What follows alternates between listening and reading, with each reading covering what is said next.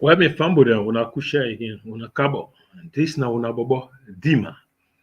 Why me fambo then this na breaking news. And una know say this saga they go on. The LAC, this magician, General Labai, and saga where we don't see they don't fire the Attorney General, Minister of Justice. We don't get a new one. Where President Bio he don't revoke uh, the pardon where he begin. And we also don't see Keke Thomas Sadi now. He don't come to can talk about what he they go on right now. So what I want to let you do for me now for share this program. Do you want to subscribe to this YouTube channel? Yeah. So whenever we do live, you will get a notification. And that number you get for do for we. We also don't see the Minister of Information in don't categorically say in a pass the pass to pay courtesy. And so in Hano did it. But however, things we not ready to talk about that yet. I believe say under the strategic communication unit, uh, under the green movement, we got for discuss about that very soon. But however, we get the opportunity with Keke Thomas and in the country we will see happen right now. Now we listen to her. What if you do subscribe and share? Do ya? To him at this stage, and we are looking to see what will be his reaction. So now he has made it clear that he is not a party to this by revoking his powers to, pardon. But we have lessons also that he should know and learn going forward. So, and this is very key for the seat of the presidency. So that's actually you can trust your men, but a president should always, when anything comes before him to sign, take his time to also go back to it. That is the lesson. And ask further questions and probing. So who is this person? Who is this person? What is the offense? Why do you think he recommended him? Further probing. It's important. Yeah, because when it gets out, no matter how you try to now, cure the damage, all right, it will come back to saying perhaps you did not act in due diligence. All right, so these are the lessons perhaps our president also should learn going forward. That now you now know your men can play games sometimes. So do not trust them 100%. When they come before you with an issue, probe as well. And Rashid, before Fabian comes in, there's this saying where they say you talk pandi dog, but not forget for talk pandi boom. Yes. The president is a very busy somebody. He's always very busy. And from what I learned, there are times he's in meetings till maybe 2, 3, 4 in the morning. He doesn't really have time to go through all these names. There are times he doesn't. There are times when he will find time to do, but most times he doesn't. Yeah, that's why he had to put other people there, including the vice president, to go through this list. The vice president should have done his work well. Don't you think so? Because I'm sure he will have seen it like, okay, with all of these people, before this list gets to me, it will have been vetted well. So don't you think the president really should not be blamed at this point? Because now he has accepted the mistake and he has realized that he was somehow deceived and he has revoked the clemency. Yes, I mean that saved him on this matter. I mean, in all due respect to his office, because we looked at his reaction after he has known this, at the very least from the public. So we have to be grateful also for the public outcry, the victims' families started the whole ball game. We came in later at some point to analyze the whole issue and then give it a trajectory that will bring out the corruption at the committee. Because my role was to look at the committee's role in this, because they are the first of all to determine it. So I agree with you. But what we are saying going forward, we're not necessarily blaming the president. We're just saying now be more alert in looking at some things that are coming for you, even though you have people who you can trust with these responsibilities. But now you know that they can err in their performance. So all right, be more focused and also get to the bottom of it. Rashid, continue to stay with us. We'll continue this in a moment. On the telephone line now, we have been joined by Yusuf Keketoma Sandi on the phone. Good morning, Yusuf. He's presidential spokesman. Good morning, Keketoma. Good morning, Fibian. Good morning, AYD, and thanks for having me. It's a pleasure having you here. Uh, uh, uh, uh, Yusuf, a lot is going on right now, and all centered around this Bimba Moifuri inmate that received a pardon, which is now being revoked. Uh, let's start off with how did this news get to the presidency, understanding the error that has been made? When and how Well, was it picked up? well, that is why a committee has been instituted, and that is why the committee will be tasked to investigate, to look into how the process panned out, what happened, what transpired, who did what, who failed to do what, and because at the end of the day, what we want to do is to make sure that the investigation would learn the lessons from what transpired, how did we end up in this place, but more importantly, we also want to restore the integrity of the process leading to prerogative of mercy. And I believe that once that investigation concludes, we would have the facts and then we'll comment on the facts.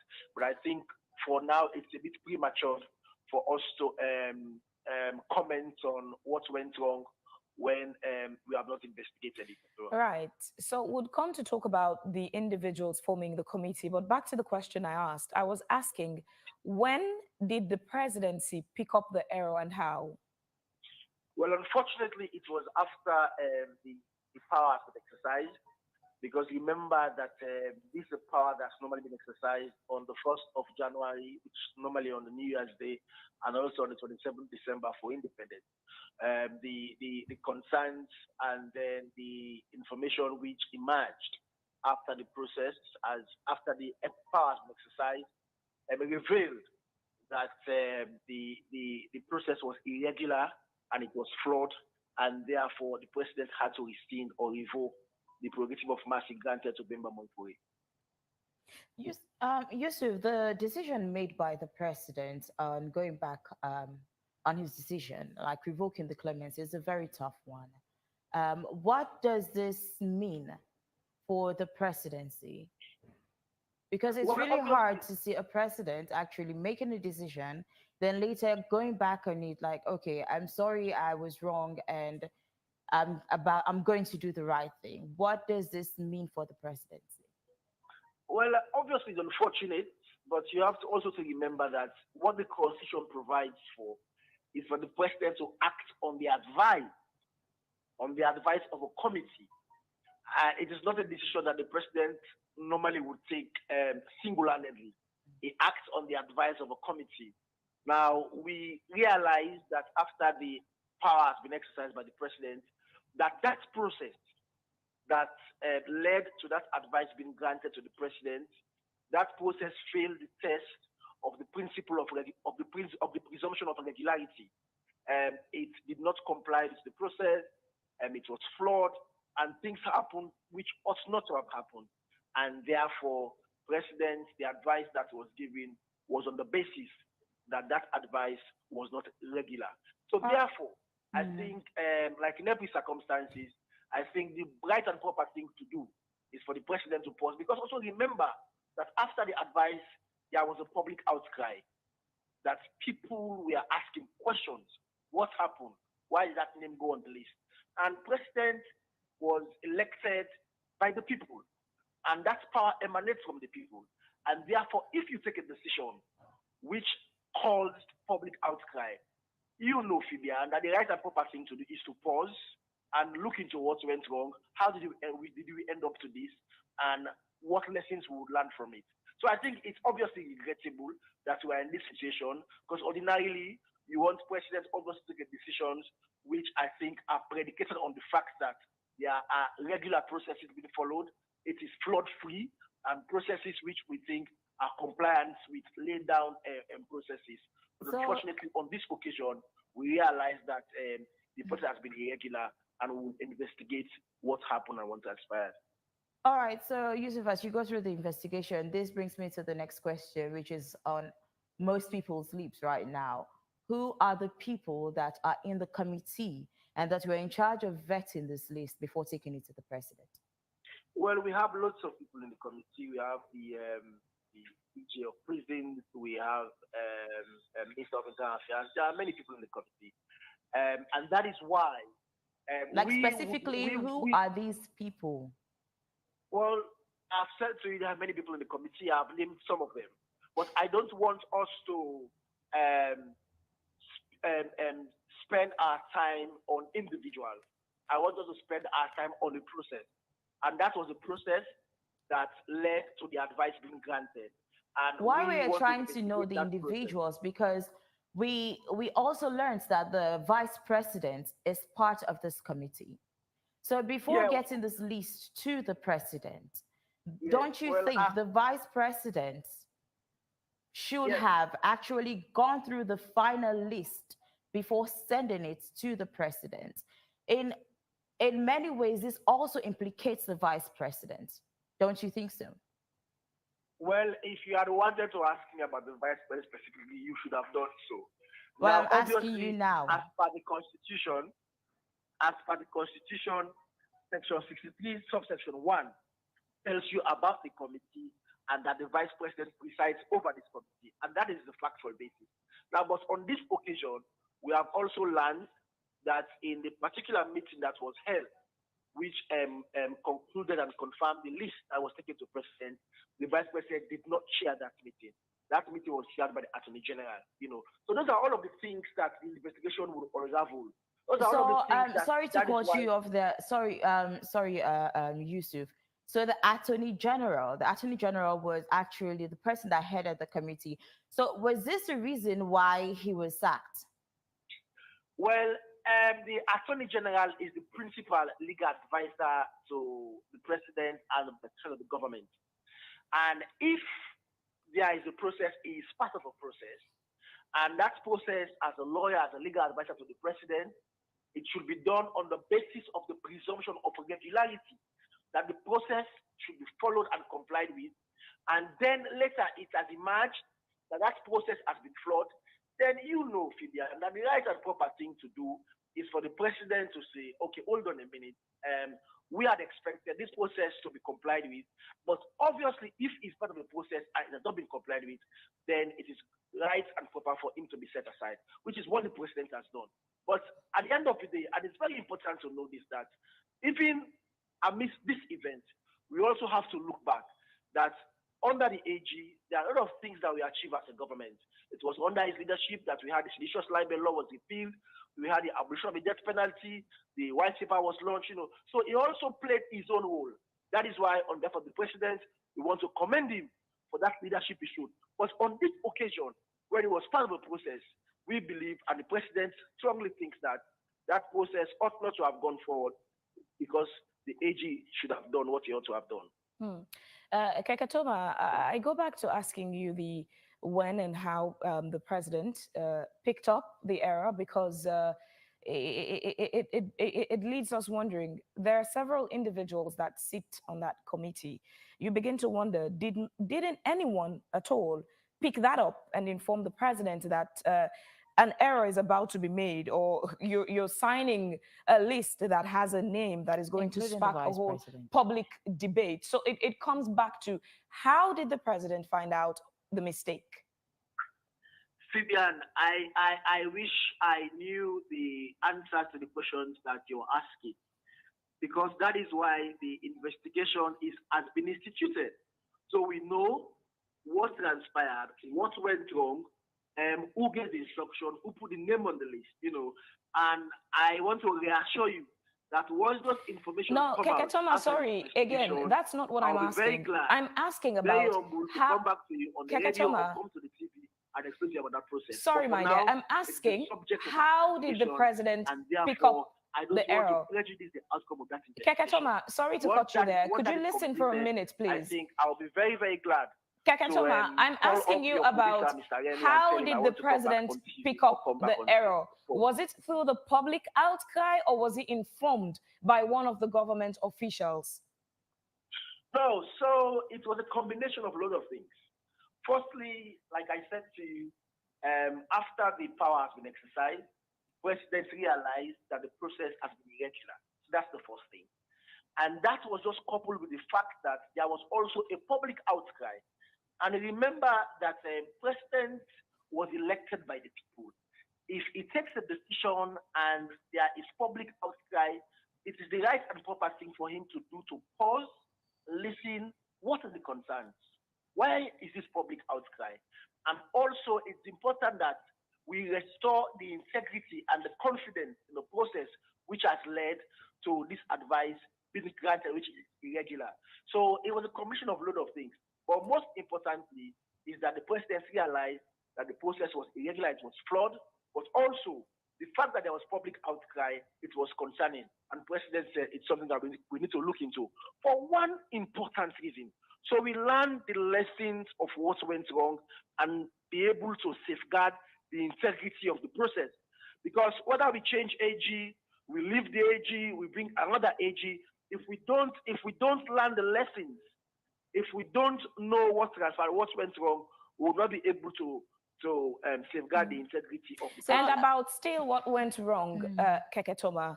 Now, another issue that's coming up is the the new precedence of a president revoking a presidential pardon. Now, that's a whole debate, especially in the legal sector, about whether or not the president has the power to revoke the presidential pardon. Well, I'm a lawyer. There is nothing in the Constitution, there is no authority that tells you or prescribes that the president cannot revoke a power he has exercised, especially a power exercised in this circumstance. There is nothing in the sections of the Constitution that tells you presidents cannot revoke a prerogative of power he has granted. So that is where we are in the law. And I think it's not even a debate because even those who are expressing that opinion, they don't reference it with an authority in the law, or they don't give you reference on the sections of the Constitution which tells you that the president cannot revoke a prerogative of power he has granted. So for me, I think that is not even a debate. But what's informing this confidence, Keketoma? Did the president check this out with his advisors and especially the legal team before revoking the pardon, or is it just based on assumption that there's no legal instrument, especially in our Constitution, prohibiting him from revoking the pardon? Well, of course, president obviously sought advice on it, but like I am also telling you now, there is nothing in the Constitution, there is no legal authority to tell you that a president cannot revoke a prerogative of mercy he has granted to an inmate from prison. That is the law. That is where we are. Any other thing I guess probably people just try to. It's an academic exercise, to be honest. But on this occasion, I think president wanted to restore the integrity of the process which led to an advice. Because, like I said to you, it was granted on the basis that there was a presumption of regularity. But that irregularity has been flawed. And once it has been vitiated, and I think it's nice for us to investigate it. All right, Keke, as we round up, finally, should we expect to see more people being sacked? Fibian, my job is when decisions have been taken. I'll be glad for you to call me and explain why decisions were taken, what happened. But I don't want to second guess the president, and I don't want to give information, obviously, which I'm not seized of the fact. All I will tell you and I will assure you is that the process will be looked into. If at any point in time the process is desirous of giving more people or people have to take more responsibility, the rest assured I'll be on set and for me to grant that interview to you. And quickly before we let you go, who are the individuals forming the investigation committee? Pardon me? Who are the individuals forming the investigation committee that the president is setting up or has set up? You can confirm that too.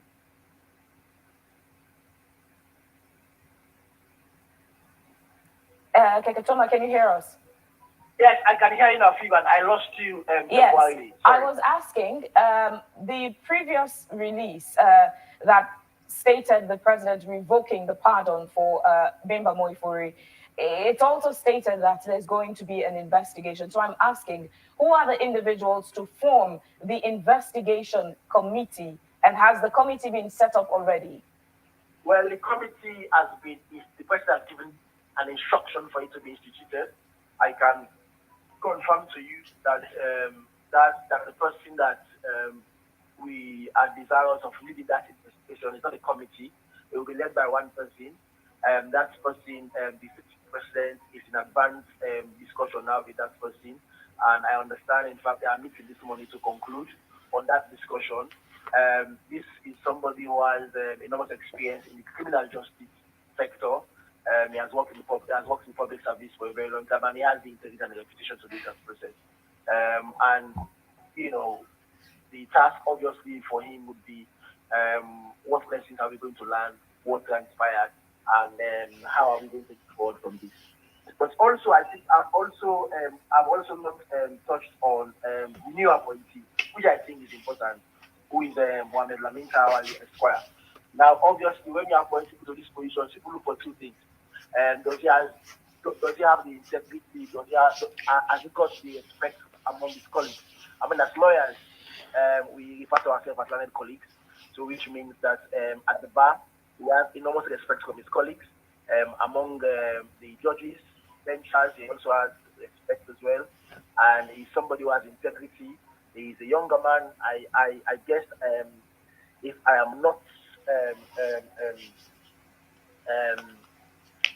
short of this, I'm sure he's going to be the youngest Attorney General ever to be appointed to that position. He's dynamic, and I think he will lead the reforms for the president forward, and he will continue the process of making sure that we have a justice sector which obviously increases access to justice for ordinary people. Okay, Yusuf, thank you so much for joining in the program this morning. Hopefully, as you promised, we'll get you on set when the investigation is being finalized. Thank you very All much. right, let's come back to you, everyone. Rashid. You've heard what Yusuf has said. What do you have to? Salon Fambo then. That's what the Kaka Thomas and the we just don't talk, highlighting some key issues then. Well, we're gonna stay tuned with we, subscribe and share this program whenever we do live. Then you will get a notification. Me with the have been Dima the Great. I did at the studio. So now I got for any broadcast. I believe say this is very important. Share on to your brother, your neighbor, everybody. We read the message from the presidential spokesman, Keke Thomas Sandy. I will say Tata, till we meet again. Please don't forget subscribe. Just touch the notification button. Do ya? Okay.